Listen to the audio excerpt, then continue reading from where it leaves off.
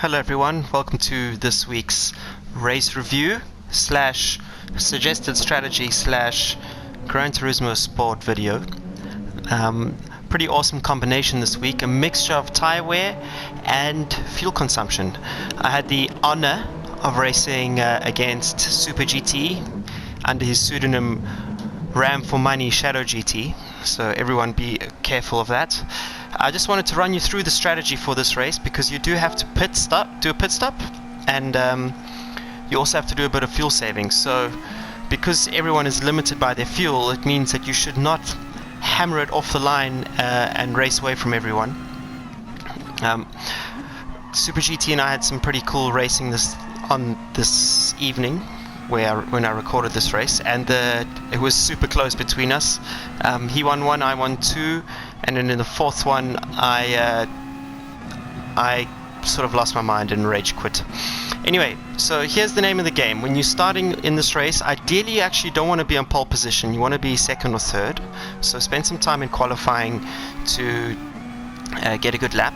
And the reason for that is you want to be in the slipstream, because whoever saves the most fuel in the first 4 laps will get the jump at the pit stops for the end of the race. So just to give you an idea of recommended pace, in this Toyota FT1, my best lap time is a 2-minute 14-ish, like mid 2-minute 14. But in the race I was doing 2-minute 18, 2-minute 19. So it's a 5-second difference. I'm short shifting a lot through here and just running as clean a line as possible and sort of trying my best to control the pace. So if you have the power to do so, what you want to do is you want to back the guy in second place who's living off your slipstream. You want to back him into the competition so that he gets stuck in a fight. That way they can slow each other down, and that gives you a little bit of breathing room on the straights, etc., to maintain the lead without wasting any fuel. Because you don't have the slipstream, you're obviously going to have slightly higher fuel consumption. So also manage, whenever you can, manage your fuel, what's that green thing? Sort of the fuel mixture. Go lean whenever possible, especially when you're going downhill. So from this point here, I was just going to fuel mixture 2, because we're both going downhill. He cannot overtake me, so I can actually do lifting and coasting in certain instances, and I can still maintain the lead. Then you have to go back up to fuel mixture 1 through this long corner or onto the main straight, so that you have enough power to get yourself around the lap. I think that the best car to use is not the FT1, but in fact either the Porsche or the Toyota Supra with the turbo, because those both have decent amount of torque, and when you're short shifting, they are what would you say? They pull up the hill much better than this FT1. So with the FT1, it's high revving, doesn't have a lot of torque, has a lot of top speed. So short shifting with a car that revs high is never ideal, but the benefit of this car is tire wear and general grip. So don't worry too much about tire wear. If you're doing 2-minute 19s, it should not be a problem. Drive as smoothly as possible, and don't over defend. This is another mistake that you could make, is you defend so much that you get yourself into a bit of you lose your rhythm. So try as best as you can to maintain good racing lines. Keep one eye on either the radar or the rearview mirror, which is what I do here. I watch the rearview mirror a lot, and what I try to do is I overslow the car going into the corner so that they get right up next to me in the corner and around the apex. And then from the apex to the exit, I wait just a little bit longer, just to create a little bit of hesitation for the guys behind, so that I can get the run to the next corner. This is especially important when you're in the FT1 because of the lack of torque up this next section here. So make sure that when you get around these 2 hairpins, which you have to be very patient for, look how slow I go in here. Very patient, no sliding. But be careful when you go up this hill, make sure that you're on fuel mixture 1 so that you have maximum power to get to the top. This long corner here, you just want to sort of look after the tires as much as you can. So roll off the throttle first and don't hammer the throttle going up the hill. Short shift to 5th as soon as you can to just maintain some rolling speed wherever possible. And from here down the hill, no one can overtake you. So even if you lifted into this section here, they'd actually have to brake because they wouldn't anticipate that you were going to be lifting, except if they watch this video, and that just saves a bit more fuel again. Same through the entrance here. Lift off for a little bit longer, maintain rolling speed so that you are off the power and saving fuel. So just to give you an idea, I think in this race I came in 2% less than Super GT. So sorry, I used 2% more fuel, and that equated to about 1.5 seconds in the pit stop. So it was a big difference between us. It could have been a little bit less than 1.5 seconds. Anyway, without question, the pressure was on for me here. I didn't want to bottle this like I did in the first race. I was chasing Super GT down. He got the jump in the pit stops because I didn't realize how important fuel saving was. And then I hit a sort of shadow wall. He left like a Mario Kart booby trap for me somewhere.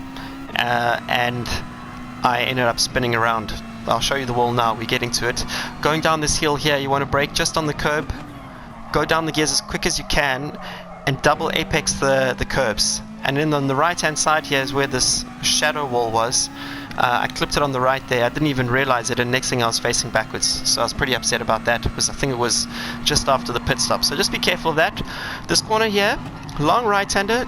Stay on the curb as long as you can. I'm actually just off the curb, which is not ideal. There seems to be a lot of grip on these curbs in this specific track. Gran Turismo in general gives you grip on the curbs, which sometimes I carry over into real life with sort of bad effects, because in real life there's not that much grip on curbs, honestly. If anything, they're designed to push you away. But in Gran Turismo, by all means, maximize whenever possible. Okay, climbing up the hill here. Super GT still behind me. He's probably short shifting like crazy. Let's quickly swap to him. How do I do that? There you go. Okay, so now we're in Super GT.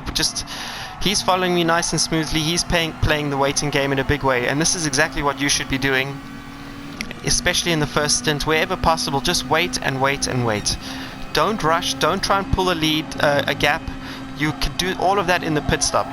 Just be careful not to hit the guy in front, which I can be guilty of, and follow their lines. Be as smooth as possible, and just tuck into that slipstream. I think in this specific combo, anything within 1 second is slipstream.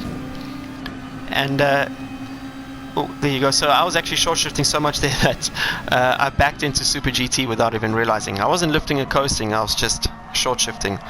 This corner here is more about rolling speed than the perfect racing line. Ideally you do want to hit some kind of apex near the curb, but if you can keep the rolling speed up, then it should be good. Here, maximize both curbs. This is our in-lap technically.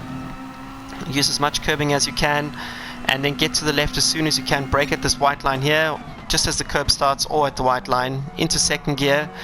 Early apex or late apex works, just as long as you can get on the power and rotate the car around the hairpin as soon as possible.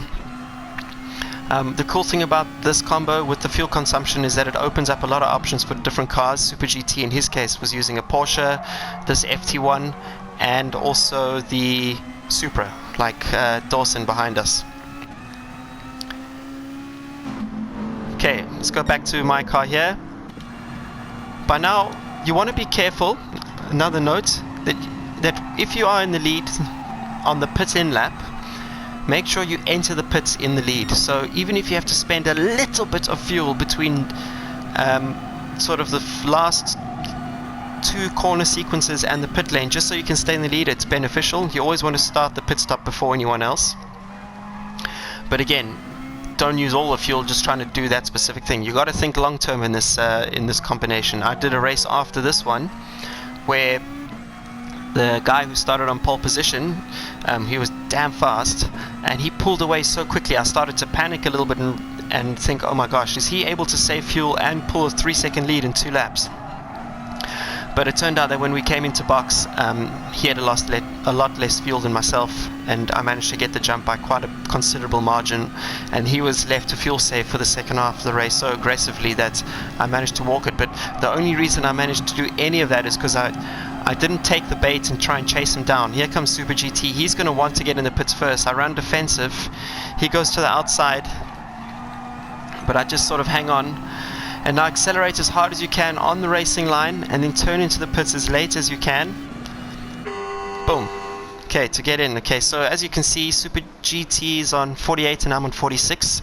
This does make a difference. He entered in right behind me, which means he's probably going to get a jump on me out the pits. However, this is not such a bad thing, because as long as I can keep close, and bear in mind he also has to fuel save for the second half of this race, as long as I can keep close, I'll be able to suck into his slipstream, and hopefully come the last lap I'll have more fuel than he will. That's the theory, at least. But things get quite tasty on the last lap, and I really encourage staying until the end for that one. So Super GT here in front, doing his thing. Actually, I invited him to come watch my race at Brands Hatch the other day, and he got to sit in the Ferrari 48, which is pretty rad. For those of you who watched, or didn't, sorry, for those of you who didn't watch, I won the first race in the Pro-Am class, which is our priority. And then in the second race, I made my way up from third to the lead in Pro-Am in the space of 1.5 laps, and then got involved with in an altercation with an Audi. When you watch the TV coverage, it looks like I created absolute carnage. But if you see the onboards, which I'm not allowed to share because it was an incident, and the rules in Blancpain say that you cannot share incident onboard videos in social media. So anyway, if you watch it from my perspective on board, you'll see that I was actually trying to avoid the guy because I could see what was about to unfold.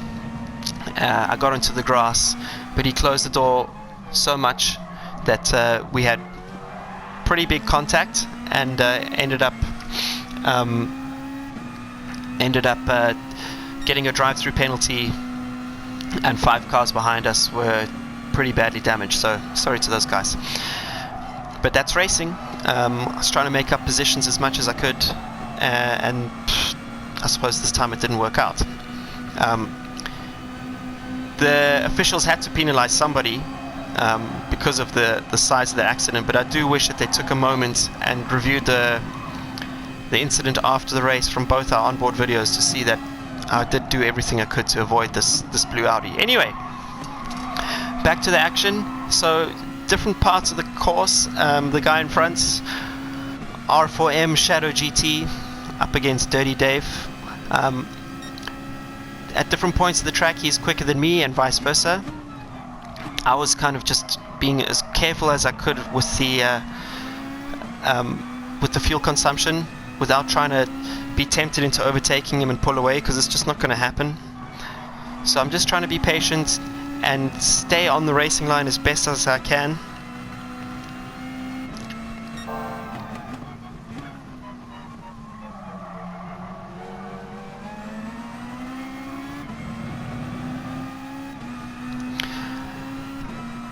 Going down here, you want to be as smooth as possible. I take a tight line. Super GT likes to open it up. Those are two alternatives. By opening it up, you do get to brake in a straighter line. He did brake slightly too late there.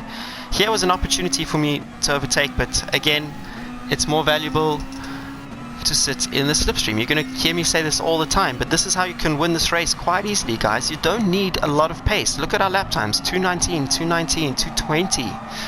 Be patient and just wait for the last lap or the second last lap. Ideally on the second last lap, if you want to get a move done, you got to do it early and then try and pull away, and you have to have saved enough fuel to be able to do such a move. In one instance I was able to save 1.5 laps worth of fuel for the final lap, which means I could rev like crazy and try and pull away as fast as I could. So that strategy will work if you don't want to leave it until the last minute. And to be honest, as I'm saying this now, I can't quite remember who was in the lead on the last lap. So let's sort of just continue to watch this replay unfold. We did do 4 races together last night. It was pretty rad. As you can see, we've pulled away from the other guys, but they were using more fuel. I hate being in the slipstream going down here because I can't see the turn-in point for the left-hander. So every single lap I was super stressed about going in there, and I think it was at this point that I decided if I can get in front on this lap, I'm going to try to do so, because I don't want to go down into that sequence of corners on the last lap behind the leader, because I can't see, and I was actually pretty bad in that section. So getting a nice slipstream now. I'm starting to rev out the car a lot more. I have about 2.5 laps of fuel left in the car with 2 laps to go. So I have a fuel, what's the opposite of a deficit? I have extra fuel, okay? And I'm going to use it now as best as I can, provided I don't bin it or get my wheels onto any of the grass on the exit of the corners. So that's pretty common on this track, forward and backwards. You go over the curb on the left there, your rear wheel touches the grass, and you spin out into the wall, and you cry yourself to sleep. So I've done that a couple of times. It's very easy here to hit the guy in front. I did it once or twice, so just be careful, brake earlier than you think, and careful of that little sort of bump on the second apex. You want to be as smooth as you can on the throttle around there. I'm definitely starting to think of an overtaking maneuver now. Small tap there, little NASCAR tap around this long right-hander. I choose to stay as much to the inside as I could and just let him dictate where to position the car. I'm now on the ideal line. He had to take a slightly narrower approach, which gives me an opportunity to go to the inside, but he's already got me covered there like a machine. Sort of boxing me wide. That was not intentional. He was just trying to get into the corner. We're both now watching each other instead of watching the racing lines. And now we're going to head up the hill, and I'm not in the position I wanted to be, which is leading going into the final lap. So a bit stressed about that, because now I have to go through this downhill S-bend without any idea of where to turn in when I'm in the slipstream. This long right-hander here, just trying to carry as much momentum as I can. I did give Super GT a little bit of a nudge there. You can hear that I'm starting to really rev out the car now. Lifting off down this hill, the tyre wear is also coming into play. You can see that Super GT is also having to doing a bit of lift. And now here comes the move. So he's gonna, what's gonna happen here? I'm gonna get a run on him, rev out as much as I can, get into the slipstream, and just stay on the inside as long as I can. I sell him a little bit of a dummy. He moves to the outside, and then boom, I'm now on the inside. He can't move back. He's already sort of, what would you say, dedicated himself to the outside line. And that's just because I sold the dummy a little bit too early, to be honest. But luckily for me, he fell for it, because I had no other options on this track. The lap prior, I was on the inside, and I just stayed there as long as I could. And I thought he was going to do the same thing, but he thought that in that specific moment, I was going to go for an outside move, and he felt the need to open the door. So to any of you that are watching, if you're in the lead and there's a guy behind you, you always got to wait until they do the first move, okay? You got to see what they're doing and sort of anticipate, okay, he's moved to the outside, but it's quite early on the straight. I'm going to stay here a little bit longer on the inside until we get sort of a bit closer to the braking zone. Always wait for the other guy to make the first move. So that little dummy definitely helped out a little bit. And now it's a matter of using whatever fuel I have left, which was a sufficient amount to just pull as quick a gap as quickly as I could.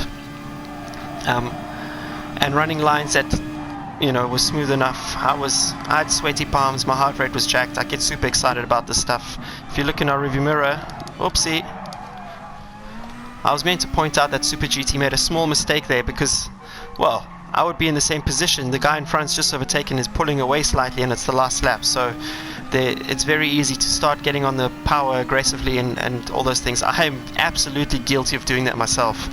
So in this case, I just got lucky. I was managed to position the car at the right moment, and yeah, managed to pull a big enough gap that I could take what felt like a comfortable win, but in the end was actually pretty hard fought between the two of us.